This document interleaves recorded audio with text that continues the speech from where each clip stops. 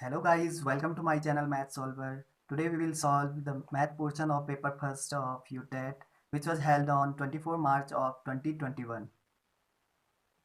Guys पहला question हमारे पास है, यदि दो भिन्नों का गुणनफल 14/15 है तथा उनका भागफल 35/24 है तो इनमें से बड़ी भिन्न कौन सी होगी। गाइस हमें यहाँ दो कंडीशन दिए गए हैं, इसीलिए हम दो ही वेरिएबल लेंगे। माना फर्स्ट फ्रैक्शन हमारे पास है x और सेकंड फ्रैक्शन है y।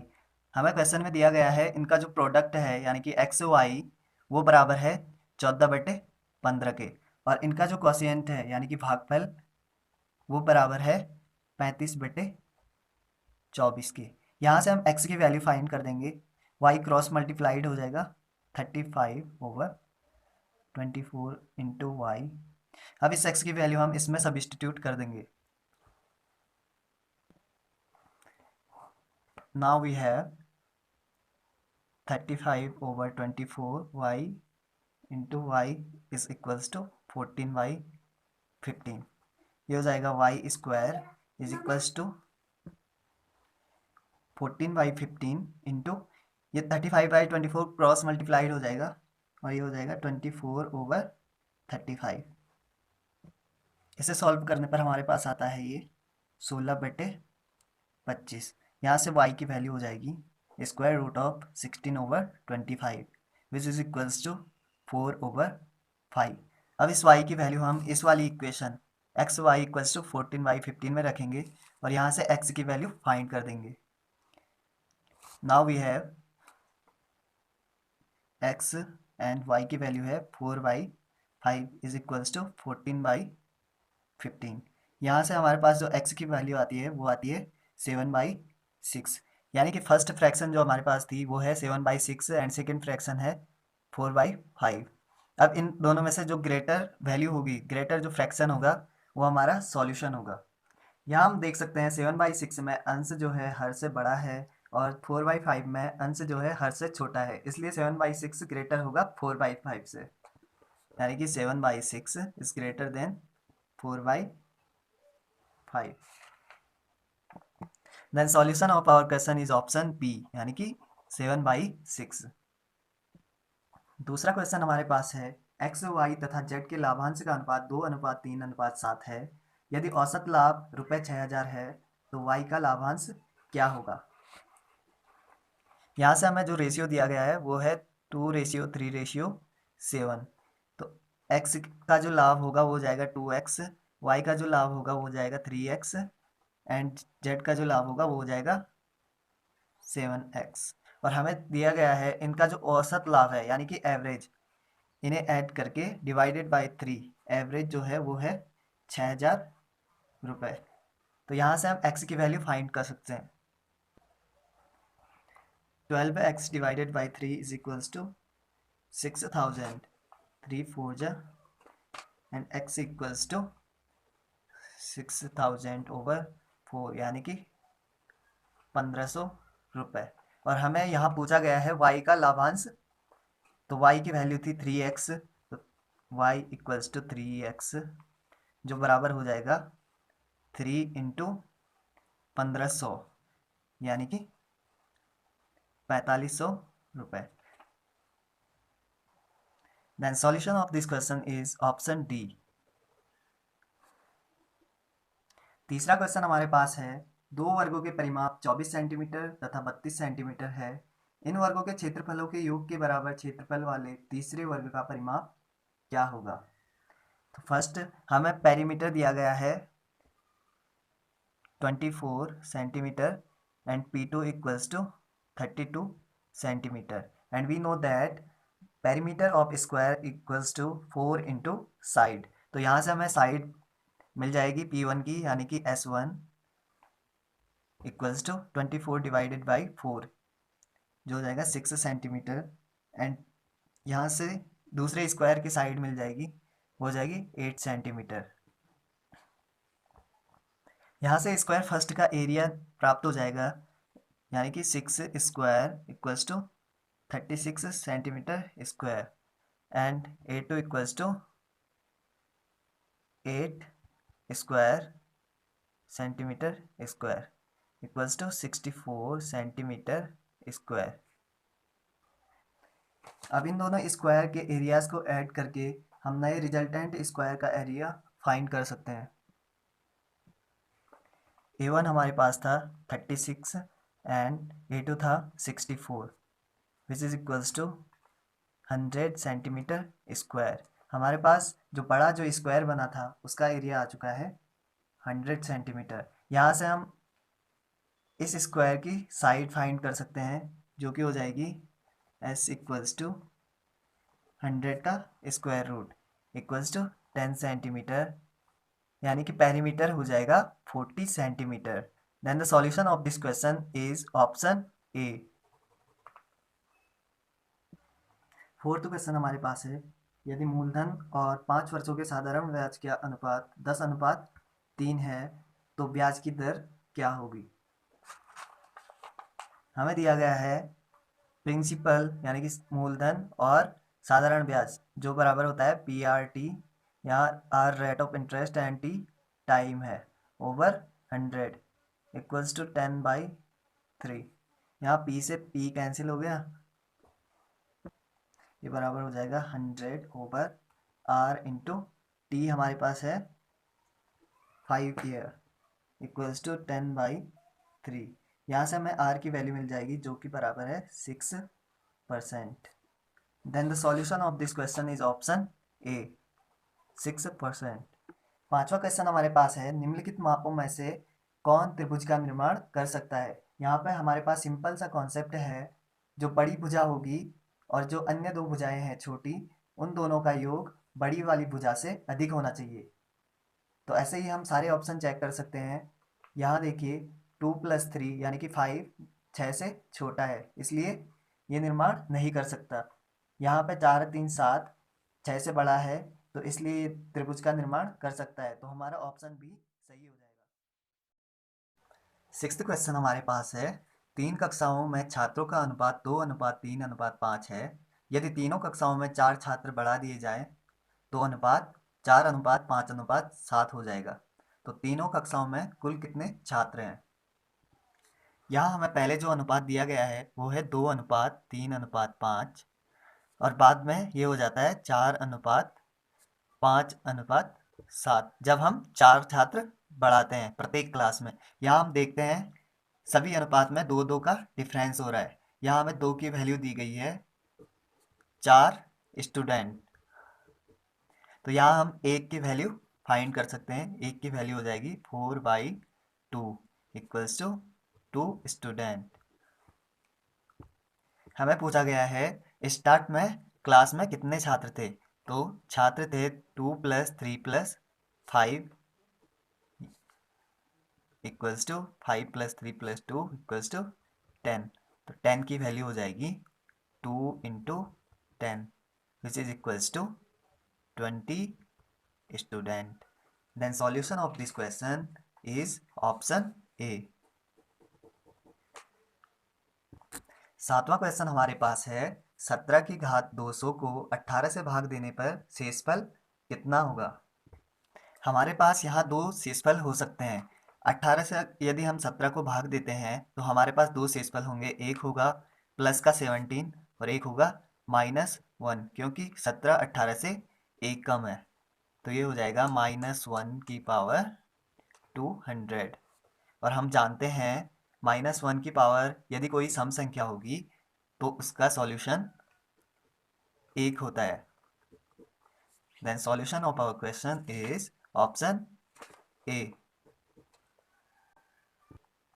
8th क्वेश्चन हमारे पास है, 18 स्क्वायर तथा 19 स्क्वायर के बीच कितने प्राकृतिक संख्याएं स्थित है। हमें यहाँ 18 के स्क्वायर और 19 के स्क्वायर के बीच में स्थित प्राकृतिक संख्याओं को ज्ञात करना है। यहाँ हम 18 का स्क्वायर और 19 के स्क्वायर को ऐड नहीं करेंगे। जैसे 18 का स्क्वायर होता है 324 एंड 19 का स्क्वायर होता है 361, तो हम ना ही इस वाली संख्या को ऐड करेंगे और ना ही इस वाली संख्या को, बल्कि इनके बीच जो नंबर्स नेचुरल नंबर लाई कर रहे होंगे उन्हें हम फाइंड करेंगे। तो इन दोनों के बीच में जो प्राकृतिक संख्या होती है वो है 36। इसके अलावा यदि कभी भी किन्हीं दो क्रमागत संख्याओं के वर्गों के बीच प्राकृतिक संख्याएं ज्ञात करनी हो तो हम छोटी वाली संख्या को 2 से गुणा कर देंगे। जैसे यहाँ 18 और 19 में छोटी संख्या है 18, तो हम 2 को 18 से गुणा कर देंगे और जो वैल्यू हमें मिलेगी वो इन दोनों के बीच प्राकृतिक संख्याएं होंगी। The solution of our question is option D। 9th question हमारे पास है, एक त्रिभुज के एक ही क्रम में लिए गए सभी बहिष्कोणों का योग कितना है। हमें यहाँ पूछा गया है, जैसे कोई ट्राइंगल है, इसके एक ही ऑर्डर में हम एक्सटीरियर एंगल लेंगे, जैसे ये एंड ये। अब हमें इन तीनों एक्सटीरियर एंगल का सम फाइंड करना है। We know that sum of all the interior angles of triangle is equals to 180 degree. Let us suppose this angle is 60 degree, this is 60 and this is also 60. Then we know that sum of two interior angle is equals to exterior angle. तो ये वाला angle जो हमारे पास हो जाएगा वो हो जाएगा 60 plus 60 equals to 120 degree.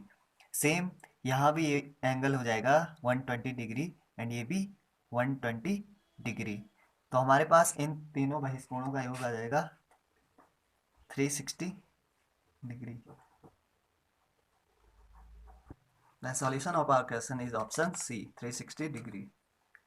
10th question हमारे पास है, 1559 डेसीग्राम किसके बराबर है। देन लेट अस रिलेट सम यूनिट्स। यहाँ 1 kg बराबर होता है 1000 ग्राम के, 1 हेक्टोग्राम बराबर होता है 100 ग्राम के, 1 डेकाग्राम बराबर होता है 10 ग्राम के और 1 ग्राम बराबर होता है 10 डेसीग्राम के। इस प्रकार ये 1559 डेसीग्राम बराबर हो जाएगा 1.559 हेक्टोग्राम के। तो हमारा ऑप्शन डी सही हो जाएगा। 11th क्वेश्चन है, 10 नल एक टैंक को 24 मिनट में भर सकते हैं। टैंक को 1 घंटे में भरने के लिए कितने नलों की आवश्यकता होगी। हमें यहाँ क्वेश्चन में गिवन है 24 मिनट में टैंक को भरने के लिए 10 नल की आवश्यकता होती है। तो 1 मिनट में टैंक को भरने के लिए 10 गुणा 24 नल की आवश्यकता होगी। इसी प्रकार हमें 1 घंटे के लिए नलों की संख्या ज्ञात करनी है। तो हमें 1 आवर यानी कि 60 मिनट की वैल्यू फाइंड करनी है, जो हो जाएगी 10 into 24 divided by 60 and which is equals to 4। Then solution of our question is option B. 12th question हमारा है, लॉग रूट 8 की वैल्यू क्या होगी। हमें यहाँ बेस में दिया गया है रूट 2। सपोज हम इस लॉग रूट 8 और बेस में रूट 2 की वैल्यू y लेट कर देते हैं और हमें पता है log x और बेस में a है, ये इक्वल्स टू है y के। तो a to the power y बराबर हो जाता है x के। इसी प्रकार हम इसे लिख सकते हैं रूट 2 की power y is equals to root 8 and root 2 को हम लिख सकते हैं 2 की power 1/2 y equals to root 8 को भी लिख सकते हैं 8 की पावर 1/2 एंड 2 की पावर 1/2 y इक्वल्स टू 8 को लिख सकते हैं हम 2 क्यूब की power 1/2 which is equals to 2 to the power 3/2। अब बेस सेम है तो हम इनकी घात को इक्वल कर सकते हैं। तो 1/2 y बराबर हो जाएगा 3/2 के। 2 टू 2 कैंसिल एंड y की वैल्यू हमारे पास आ गई है 3, जो कि हमें फाइंड करनी थी। Then solution of our question is option B. 13वां क्वेश्चन हमारे पास है, यदि 1 मिलीमीटर भुजा वाले p वर्गों को मिलाकर 1 सेंटीमीटर भुजा का एक वर्ग बनाया जाता है तो p का मान क्या होगा। हम जानते हैं 1 सेंटीमीटर की वैल्यू होती है 10 मिलीमीटर। तो इस प्रकार एक साइड बनाने के लिए हमें 1 mm वाली 10 स्क्वायर को जोड़ना पड़ेगा। इसी प्रकार यहाँ 10 स्क्वायर इधर को होंगे और 10 इधर को होंगे। तो इस प्रकार टोटल जो स्क्वायर्स जोड़े जाएंगे वो होंगे 10 square which is equals to 100. Then solution of our question is option B. 14th question हमारे पास है, यदि a व b दो अलग अलग प्राकृतिक संख्याएं हैं तो इनमें से कौन सा कथन सत्य है। यहाँ हम ऐसे नंबर लेंगे जो खुद में भी एक वर्ग होंगे और उनका एडिशन भी एक वर्ग होगा। सपोज हम मानते हैं a की वैल्यू है 16 और b की वैल्यू है 9, तो रूट ए की वैल्यू हो जाएगी 4 एंड रूट बी की वैल्यू हो जाएगी 3 and root A plus B which is equals to root 16 plus 9 equals to root 25 equals to 5। तो हम यहाँ देखते हैं रूट ए प्लस बी जो है वो root A plus root B के सम से छोटा है, इसलिए हमारा ऑप्शन सी सही हो जाएगा।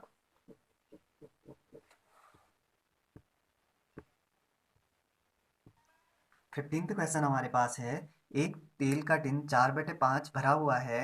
जब 6 बोतल निकाल लिया जाता है और 4 बोतल तेल डाल लिया जाता है तो यह 3/4 भरा हुआ है। तो पूरे टिन में कितने बोतल तेल भरा जा सकता है। हमें दिया गया है तेल का टिन 4/5 भरा हुआ है, यानी कि यदि 5 भाग तेल टिन की धारिता होगी तो उसका 4 भाग भरा हुआ है। इसी प्रकार यदि 6 बोतल निकाल लिया जाता है और 4 बोतल तेल डाल लिया जाता है तो यह रह जाता है 4, इसकी धारिता हो जाती है और इसका 3 भाग भरा हुआ होता है। तो ये दोनों टिन की धारिता है जो कि सेम नहीं है, तो धारिता तो सेम होनी चाहिए, इसलिए हम इन दोनों को सेम करने के लिए 4 और 5 से मल्टीप्लाई करते हैं। तो ये हो जाएगा 4 इंटू 4 16 एंड 5 इंटू 4 20। इसी प्रकार ये हो जाएगा 3 इंटू 5 15 एंड 4 इंटू 5 20। और हमें क्वेश्चन में दिया गया है 6 बोतल तेल निकाल लिया जाता है और 4 बोतल तेल डाल लिया जाता है, यानी कि 2 बोतल तेल निकाल लिया जाता है। यहाँ डिफरेंस 1 है और जिसकी वैल्यू हमें दी गई है 2 बोतल। तो हम यहाँ से तेल की धारिता जो कि 20 है उसकी वैल्यू फाइंड कर सकते हैं। यदि एक की वैल्यू 2 बोतल है तो 20 की वैल्यू हो जाएगी 2 इंटू 20 इक्वल्स टू 40 बोतल। The solution is option D. 16th question हमारे पास है, एक रेलगाड़ी 800 मीटर तथा 400 मीटर लंबे दो पुलों को क्रमशः 100 सेकंड तथा 7 सेकंड में पार करती है, तो रेलगाड़ी की लंबाई कितनी होगी। तो यहाँ पे रेलगाड़ी की लंबाई तो कांस्टेंट होगी और स्पीड जो होगी वो भी सेम ही रहेगी। स्पीड बराबर होता है L1 plus L2 over T। तो यहाँ पर L1 है ट्रेन की लंबाई और L2 है पुल की लंबाई। तो पहले हम 800 मीटर के लिए स्पीड चेक करेंगे, वो बराबर हो जाएगा L1 प्लस 800 ओवर टाइम है 100 सेकेंड। और इसी प्रकार दूसरे पुल के लिए हम फाइंड करेंगे L1 प्लस, उसके लिए L2 है 400 मीटर एंड टाइम है 60 सेकेंड। अब स्पीड बराबर है दोनों केस में, तो हम स्पीड दोनों इक्वेशन को इक्वेट कर देंगे। यहाँ से हमें L1 की वैल्यू मिल जाती है 200 मीटर जो कि ट्रेन की लंबाई थी। Then solution of our question is option B. 17th question हमारे पास है, त्रिभुज के तीनों माध्यिकाओं का प्रतिच्छेद बिंदु क्या कहलाता है। हमें यहाँ मीडियन का इंटरसेक्शन पॉइंट बताना है। माध्यिकाएं त्रिभुज को दो बराबर क्षेत्रफल वाले त्रिभुजों में विभक्त कर देते हैं। यदि हम तीनों वर्टिसेस से मीडियन ड्रॉ करते हैं तो इनका जो इंटरसेक्शन पॉइंट आता है इसे हम केंद्रक कहते हैं। तो हमारा ऑप्शन डी सही हो जाएगा। 18th क्वेश्चन हमारे पास है, किसी माह में 3 रविवारों की दिनांक सम संख्या है, तब उस माह की 15 तारीख को क्या दिन होगा। तो ये एक यूनिक कंडीशन है कि माह में 3 ऐसे रविवार होंगे कि जिनकी दिनांक सम संख्या होगी। वो होते हैं 2, 9, 16, 23 और 30 को। तो यहाँ 16 तारीख को संडे है तो 15 तारीख को सैटरडे होगा, यानी कि ऑप्शन सी शनिवार। 19th क्वेश्चन हमारे पास है, 5 क्रमागत प्राकृतिक संख्याओं का औसत 15 है। यदि अगले 3 प्राकृतिक संख्याओं को सम्मिलित किया जाए तो नया औसत m से कितना अधिक है। यहाँ हम कोई भी 5 प्राकृतिक संख्याएं उठाएंगे, जैसे 1 2 3 4 5, और हमें पता है कोई भी क्रमागत संख्याएं हैं तो उनका माध्य बीच वाली संख्या होता है। तो यहाँ इनका माध्य हो जाएगा 3, जो कि हमें दिया गया है m। अब दिया गया है, यदि अगले 3 प्राकृतिक संख्याओं को सम्मिलित किया जाता है, दैट इज 1 + 2 + 3 + 4 + 5, और अगले 3 6 + 7 + 8, इनका माध्य जो होगा divided by 8 is equals to 4.5। अब हमें इस m और इसमें डिफरेंस देखना है, तो ये हो जाएगा 4.5 minus 3 equals to 1.5। The solution of our question is option B। 20वां क्वेश्चन है, √7 माइनस √5, √5 माइनस √3, √9 माइनस √7, √11 माइनस √9 में सबसे बड़ी संख्या कौन सी है।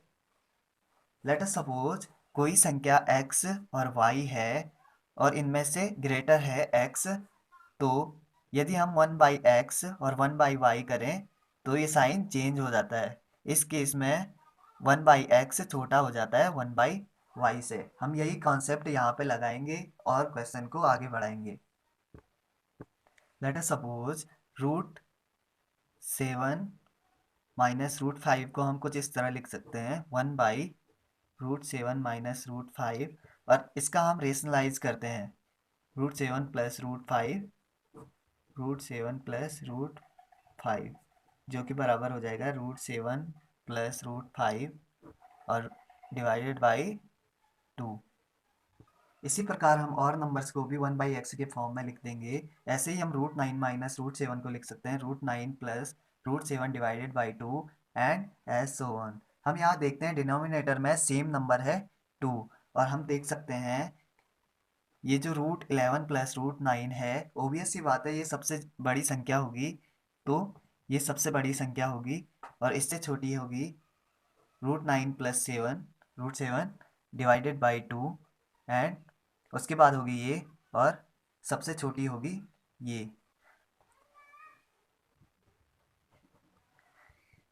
स्मॉलेस्ट। और हमने यहाँ देखा था यदि x ग्रेटर होता है y से तो 1/x लेस होता है 1/y से।